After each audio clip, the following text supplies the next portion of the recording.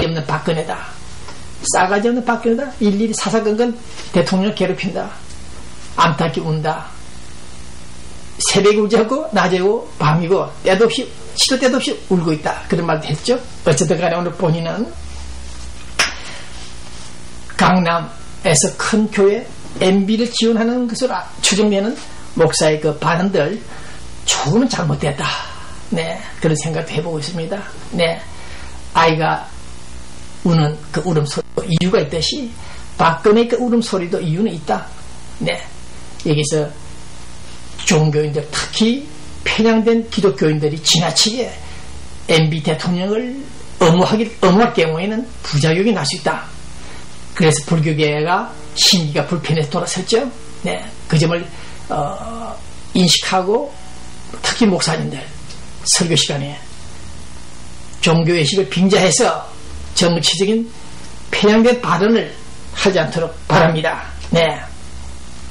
아무튼 봉 기자는 오늘 다시 한번 부연한다면은 박근혜 씨 그 세종시 원안 고수에 대한 그 입장은 충분히 일리가 있다. 그러나 이명박 대통령이 주장하지 않더라도 그 수도 이전에 가까운 행정도시 문제는 문제 있다. 그래서 박근혜 씨가 그래도 적어도 명색이 대통령인데 통치권을 행사하는 사람인데 그분들의 판단을 믿고 북한식으로 대통령 이명박이가 아젠다를 제시하면 우리가 무조건 따르겠다 말을 하지 못하더라도 최소한 세종시 문제만은 깊이 성찰해서 그 원인 자체가 잘못됐다. 노무현 팀들이 발상했던 것, 착상했던 것이 잘못된 것이다. 원인을 분석해서 조용히 국회에서 마무리 지어주기를 바란다는 것이 봉 기자의 근거입니다. 특히 이명박 대통령이 당선되지 않았더라면 물론 박근혜도 마찬가지입니다만 아마 maybe 서울은 적화 통일에 가까운 그런 위험한 상황에 처했을 것이다. 네, 김대중, 노무현, 정동영 그 일파들이 정권을 장악 연장했을 경우에는 남한의 그 체제는 상당히 위험한 국면에 집어들었다. 그런 점에서 우리 이명박 대통령의 집권은 하늘 도운 것이다.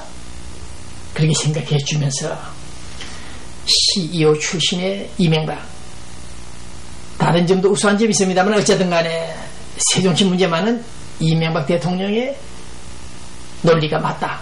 그 점에 동의해 주길 바랍니다. 네. 자, 그 다음 청와대 관계자들 또 국정을 담당하시는 분들도 좀 참고해 주십시오. 봉 기자의 판단입니다만은 청와대를 옮겨라 몇 번 말씀을 드렸는데 봉 기자가 풍수지리 학자도 아닙니다만은 청와대 뒷산에 있는 우뚝선 산 백악산입니까? 그 산 지형들이나 또 그 안에서 일어났던 시해 사건들, 자살 사건들, 이기붕 일가들 피가 얼룩져 있는 그 청와대 안 좋지 않다. 그 땅이. 그래서 청와대를 좀 옮겼으면 어떻겠는가 그런 생각을 해봅니다. 청와대만 들어갔다 하면은 모든 대통령들이 피를 흘리고 곤욕을 치르고 해골이 돼서 나타나고 있습니다.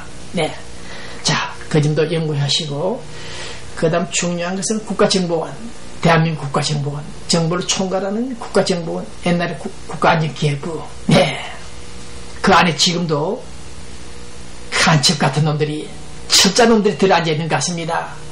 하기야 10년 동안 10년 이상 민주당 야당과 연계된 조직 요원들이 많겠죠. 그놈들이 국정원 내 중요한 파일들을 비밀 문건들을 뽑아서 야당이나 북한에까지 전달하는 그런 사태가 발생하자 국가정보원장은 거짓말 탐지기를 동원해서 전체 요원들을 하나하나씩 불러다가 거짓말 탐지기 테스트를 한다고 알려지고 있습니다. 참 기막힌 현실입니다.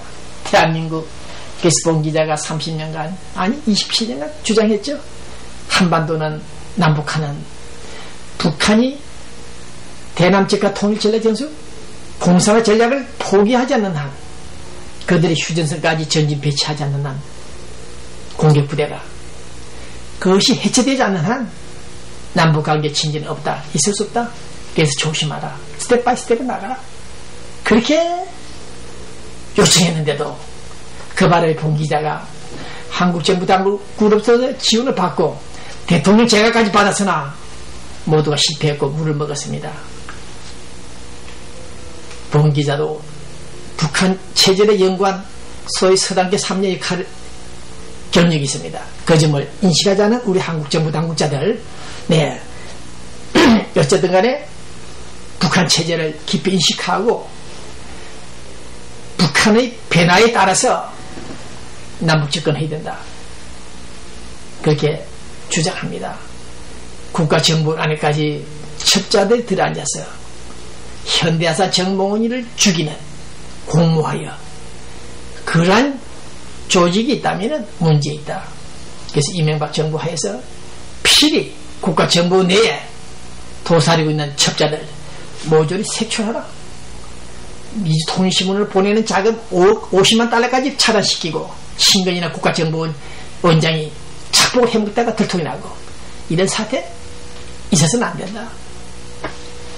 그 점을 대통령과 국가정보원장이 참고해 주시길 바랍니다. 네. 그 다음 중요한 서울 뉴스들 몇 가지 정리하고 또 다시 끝내겠습니다. 검찰 PD 수첩이죠.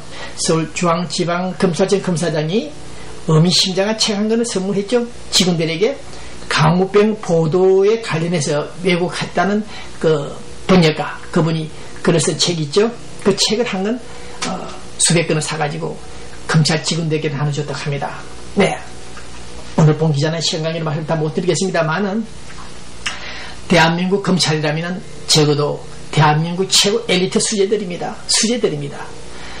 그분들이 강우병 관련된 잘못된 조작, 날조한 그 사실들을 조사, 진상을 하지 못하고 있는 이런 사태를 볼 때 참 문제 있다. 대한민국 검찰이 몇 명입니까? 2사람밖에 없습니까?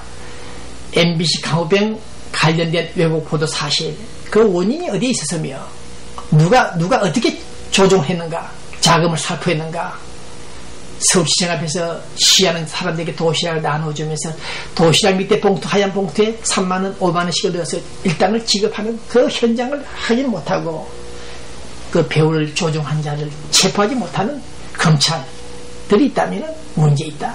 네, 책만 선물할 것이 아니라, 책만 선물할 것이 아니라 그 책 속에 나와 있는 범죄자들, 국가 안전을 해친 자들, 이명박 정부를 전복하려고 했던 그 시민 혁명운동, 그들의 배후를 색출하지 않는 검찰, 저는 오늘 못마땅하다. 검찰의 힘이 도대체 그 정도냐?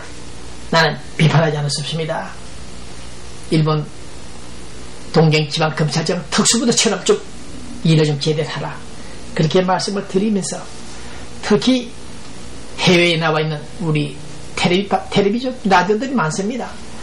그러한 문제, 국가의 국정 관련된 내용들을 좀 설명할 수 있는, 교민들에게 설득할 수 있는 그런 방송 하나 제대로 육성 지원하지 못하는 당국자들 한심하다는 얘기 전합니다. 본 기자는 30년간 약 400만 달러를 투입하고 텔레 방송을 하면서 약 100만 달러를 투입하고 빚을 지고 있습니다만은 소 체제를 수호하겠다는 집단들이, 조직들이 해외에 600만입니까 700만입니까 나와 있는, 특히 미국 지역 LA 지역이나 80만 명 100만 명이 되죠. 해외 동포들이. 그런 분들에게 설득할 수 있는 앵무새 방송은 아닐지라도 방송 하나 지원을 못하는 그런 체제, 5년짜리 정권이 돼서 그런지 국가 미래에 대한 담보가 없는, 비전이 없는, 대책이 없는 그런 사람들을 볼 때 답답하다는 것입니다. 네, 한미관계, 코리아, 아메리카 관계가 좋아지고 있죠. 대탕 때 좋아지고 있습니다. 네, 노무현, 김대중 정부 때 얼마나 혼들이 났던지, 네, 미국과 워싱턴과 서울 상당히 불편했죠. 네. 이제